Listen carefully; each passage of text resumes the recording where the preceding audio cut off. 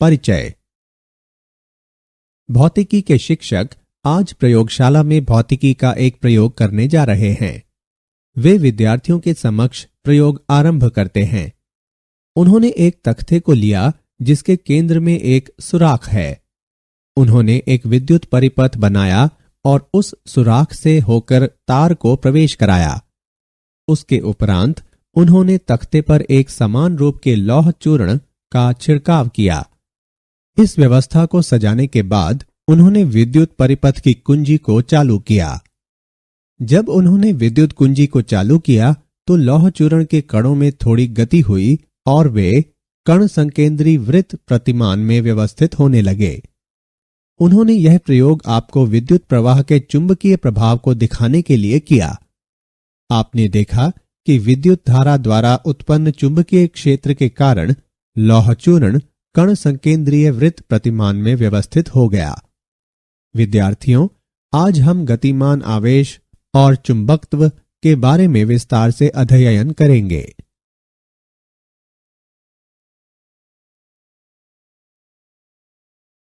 उद्देश्य।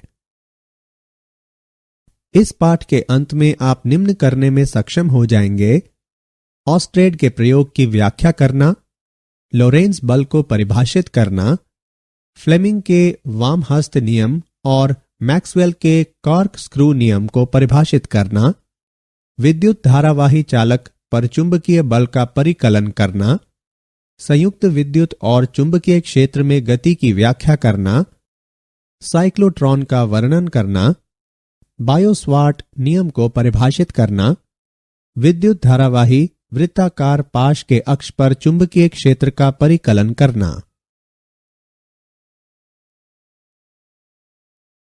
ऑस्ट्रेड का प्रयोग। ऑस्ट्रेड ने अवलोकन किया कि एक सीधे तार में विद्युत धारा प्रवाहित करने पर नजदीक रखी हुई चुंबकीय सुई में विपेक्ष उत्पन्न हुआ।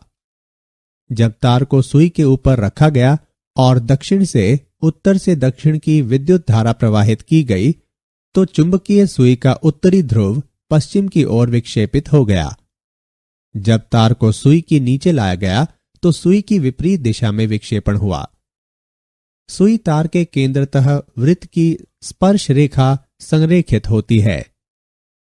विद्युत प्रवाह बढ़ने पर विक्षेपण अति प्रबल होता है या सुई को तार के निकट लाता है। तार के चारों ओर छिड़के गए लौह चूर्ण अपने आप को तार के संकेंद्री वृत्तों में व्यवस्थित कर लेते हैं।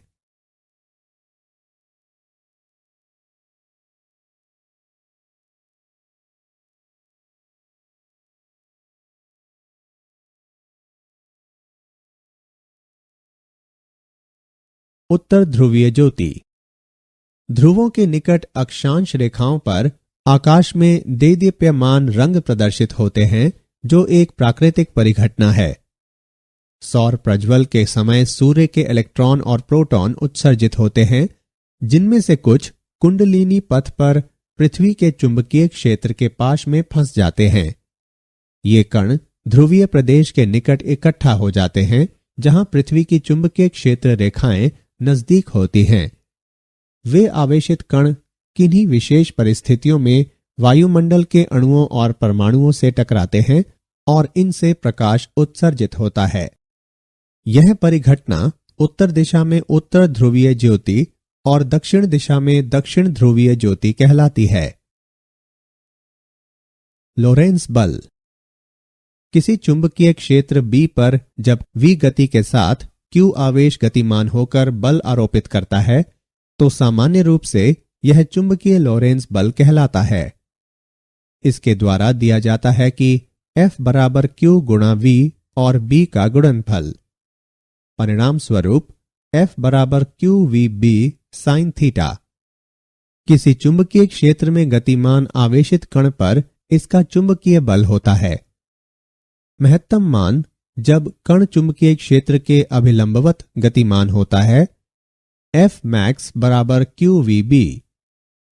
न्यूनतम मान जब कण चुंबकीय क्षेत्र अथवा विपरीत क्षेत्र की दिशा में गतिमान होता है, F min बराबर 0।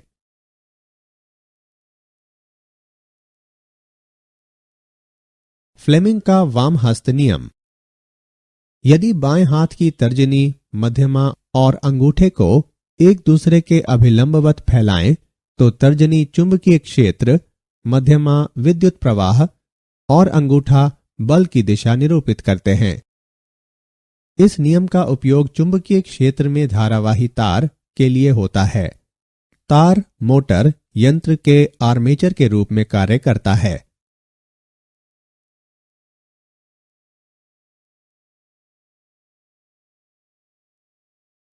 मैक्सवेल का कॉर्कस्क्रू नियम। कल्पना कीजिए, दक्षिण हस्त कॉर्कस्क्रू को विद्युत धारावाही चालक के साथ स्थापित किया जाता है। यदि स्क्रू को इस प्रकार घूर्णन कराया जाता है कि यह विद्युत धारा की प्रवाह की दिशा में गतिमान हो, तो अंगुष्ठ के घूर्णन की दिशा चुंबकीय रेखाओं के बल की दिशा को इंगित करती है। विद्युत धारावाही संचालक पर चुंबकीय बल। जब किसी चालक को चुंबकीय क्षेत्र में स्थापित किया जाता है तो चालक में संगठित धारा का वहन करने वाला गतिमान आवेश चुंबकीय बल की अनुभूति कराता है। हम एक चालक के अनुभाग पर विचार करते हैं जिसका एक समान अनुप्रस्थ काट क्षेत्र A एक समान चुंबकीय क्षेत्र B में आई विद्युत धारा तत्व का वहन करता है। हम विचार करते हैं कि चालक का विद्युत धारा तत्व IDL है। चालक के तत्व DL में मुक्त इलेक्ट्रॉन की संख्या NaDL है, जहां N संचालक में मुक्त इलेक्ट्रॉन के घनत्व की संख्या है। विद्युत धारा तत्व IDL द्वारा स्थापित चुंबकीय बल को -ENaDL गुणा V और B के गुणनफल द्वारा दर्शाया जाता है, जो I गुणा DL और B के गुणनफल के बराबर है, जहां I चालक में विद्युत प्रवाह है। चालक पर परिणामी बल F चालक के संघटन में सभी तत्वों के योगदान का सदिश योग है। अब हम परिणाम के रूप में पाते हैं F बराबर I गुणा L और B का गुणनफल। सरल चालक पर चुंबकीय बल का परिणाम दिया गया है F बराबर BIL sin थीटा। उदाहरण। अब हम एक उदाहरण द्वारा विद्युत चालक पर चुंबकीय बल को समझते हैं। 0.1 मीटर लंबाई का एक क्षैतिज तार 6 एम्पीयर विद्युत धारा का वहन करता है। इस तार के भार पर चुंबकीय क्षेत्र के परिणाम और दिशा का अवलंब क्या हो सकता है, जहां द्रव्यमान 3 गुणा 10 बढ़कर घातांक -3 किलोग्राम हो जाता है। चलें इसका हल देखते हैं। यहां दिए हुए मान हैं L बराबर 0.1 मीटर, I बराबर 6 एम्पियर, M बराबर 3 गुणा 10 से बढ़कर घातांक -3 किलोग्राम। विद्युत धारावाही तार पर चुंबकीय क्षेत्र के कारण उत्पन्न बल जब चुंबकीय क्षेत्र सामान्य से सरल चालक तक BIL के समान है। तार का द्रव्यमान mg में दिया हुआ है। इन दोनों समीकरणों की तुलना करने पर हम पाते हैं BIL बराबर mg। इसे इस प्रकार से लिखा जा सकता है B बराबर mg बटे IL। मान रखने और गणना करने पर हम पाते हैं B बराबर 0.49 टेस्ला। यहां तार के भार पर 0.49 टेस्ला के चुंबकीय क्षेत्र का सहयोग रह सकता है। चुंबकीय क्षेत्र में कुंडलिनी गति। हम विचार करते हैं कि B के लंबवत वेग V के साथ एक समान चुंबकीय क्षेत्र B में आवेश Q विचरण करता है। चुंबकीय बल सदैव V पर लंबवत कार्य करता है। आवेश का वेग सिर्फ दिशा में परिवर्तन लाता है। वेग V चुंबकीय क्षेत्र के अंदर नियत रहता है। अचर परिणाम और स्थिर दिशा वाला बल हमेशा V से समकोण पर आरोपित होता है और यह आवेशित कुंडलिनी गति को बढ़ाता है। अभिकेंद्र बल की आवश्यकता वृत्तीय पथ पर चुंबकीय बल द्वारा उत्पन्न आवेश का वर्णन करने के लिए होता है। वृत्तीय कक्षा की त्रिज्या जानने के लिए mv को qb से विभाजित करना होता है।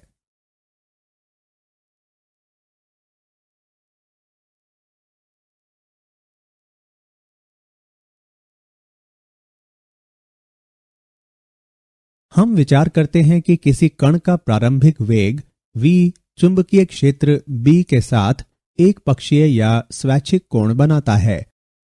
जब घटक चुंबकीय क्षेत्र में लंबवत होता है तो उसका वेग चुंबकीय क्षेत्र के समानांतर होता है।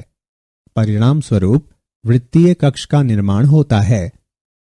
कुंडलिनी की त्रिज्या को वृत्ताकार पदार्थ के कक्षा की त्रिज्या के रूप में परिभाषित किया जाता है। इस तरह कुंडलिनी की त्रिज्या वेग के लंबवत घटक को आवृत्ति से विभाजित कर प्राप्त किया जा सकता है।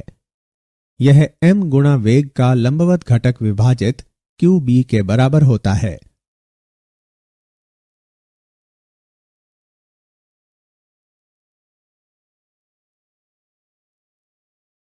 संयुक्त रूप से विद्युत तथा चुंबकीय क्षेत्रों में गति। वेग वर्णनकर्ता।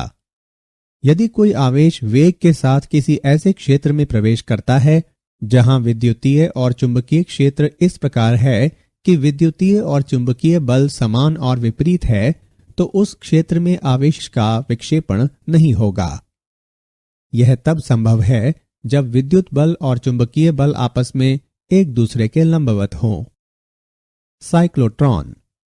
साइक्लोट्रॉन एक ऐसा यंत्र है जिसका उपयोग प्रोटॉन या आयन जैसे आवेशित कणों में उच्च ऊर्जाओं तक त्वरण उत्पन्न करने के लिए होता है। साइक्लोट्रॉन के सिद्धांत एवं कार्य। साइक्लोट्रॉन एक सिद्धांत पर काम करता है।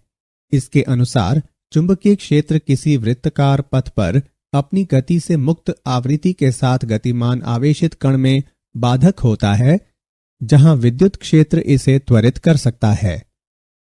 साइक्लोट्रॉन एक रिक्त गोलाकार पात्र से बना होता है जिसमें दो डीज अंग्रेजी वर्णमाला के अक्षर डी के आकार के होते हैं, जो एक दूसरे से अलग होते हैं।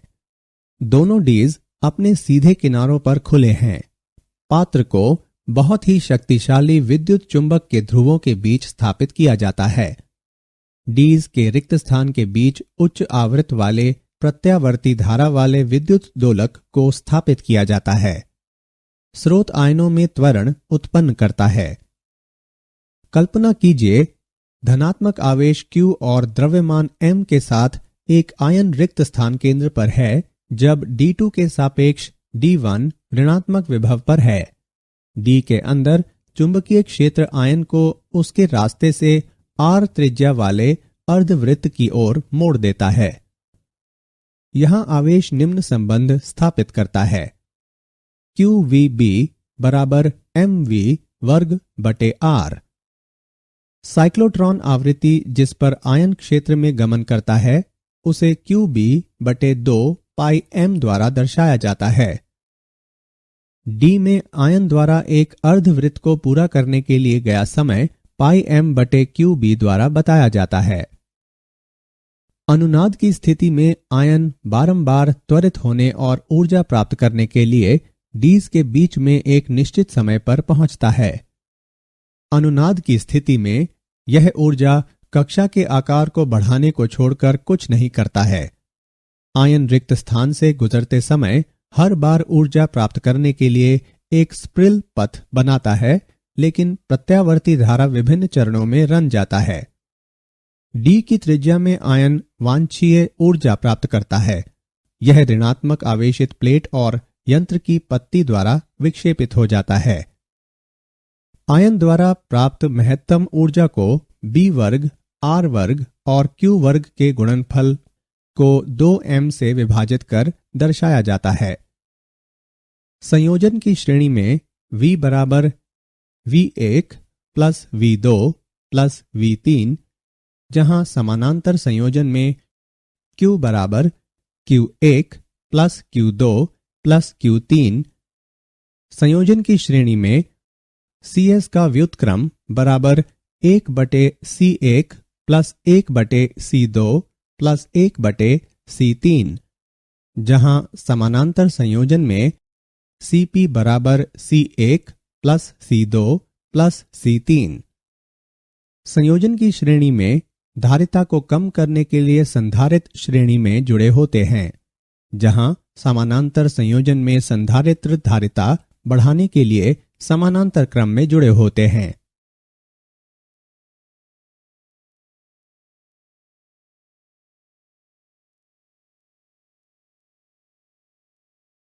साइक्लोट्रॉन के अनुप्रयोग और उसकी सीमाएं। आणविक प्रतिक्रिया के अध्ययन में इसका इस्तेमाल होता है। इसका उपयोग आयनों के ठोस में प्रत्यापरण और उनके गुणों के रूपांतरण में होता है। इसका उपयोग रेडियोएक्टिव पदार्थों के उत्पादन में होता है, जो बीमारियों के निदान और उपचार में काम आता है। उच्च वेग में सापेक्ष द्रव्यमान घटने से साइक्लोट्रॉन की आवृत्ति कम हो जाती है। इसकी वजह से विद्युत दोलक के साथ ये कण अनुनाद से बाहर चले जाते हैं। न्यूट्रॉन की तरह यह विद्युतीय उदासीन कणों के त्वरण में उपयोग में नहीं आता है। बायो-सवार्ट नियम। यह किसी बिंदु पर चुंबकीय क्षेत्र का गणितीय विवरण है जो विद्युत धारा तत्व के माध्यम से विद्युत धारावाही से दृष्टिगोचर होता है।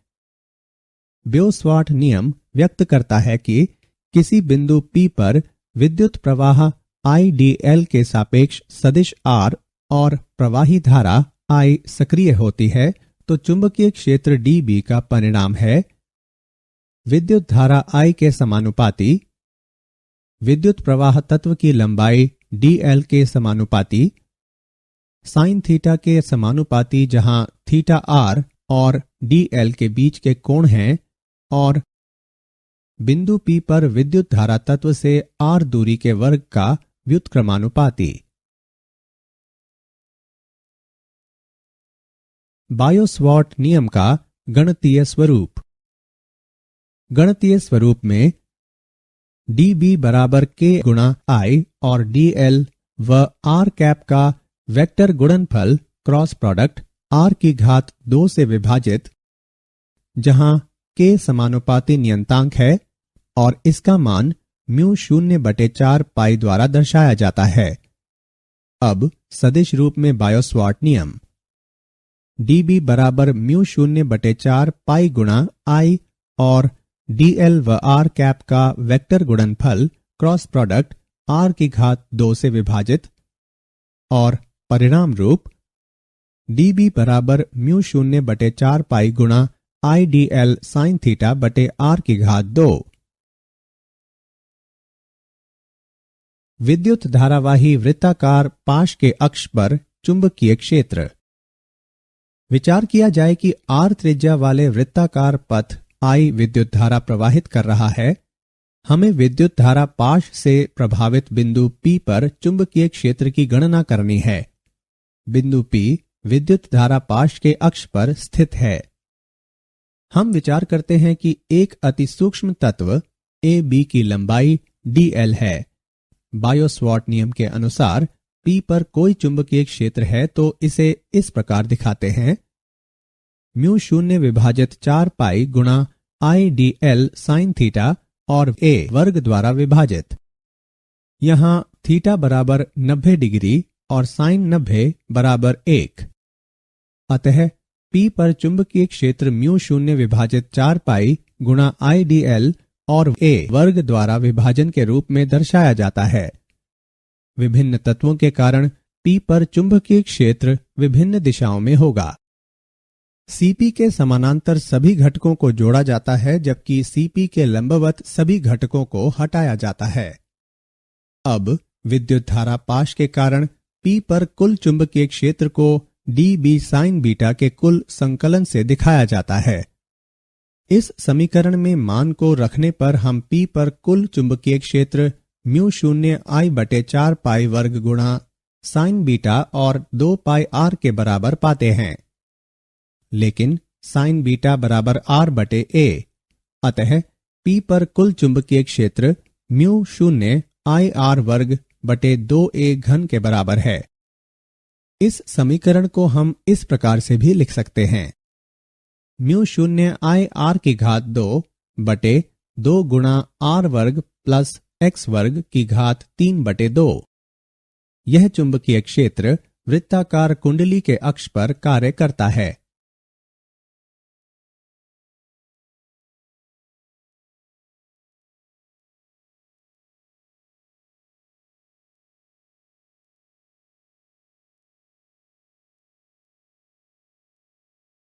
क्या आप जानते हैं, साइक्लोट्रॉन और उसकी किरण पुंज रेखाएं लगभग 1.5 मेगावाट ऊर्जा खपत करती हैं। सर्वविदित चुंबकीय क्षेत्र को विद्युत धारा या परमाणु चुंबकीय गुरुत्व या समयाक्षित विद्युत क्षेत्र द्वारा प्राप्त किया जा सकता है। न्यून प्रतिरोध शंट का उपयोग 2 उद्देश्यों मीटर की श्रेणी को बढ़ाने और दृढ़ता से इसका कुल प्रतिरोध कम करने के लिए किया जाता है।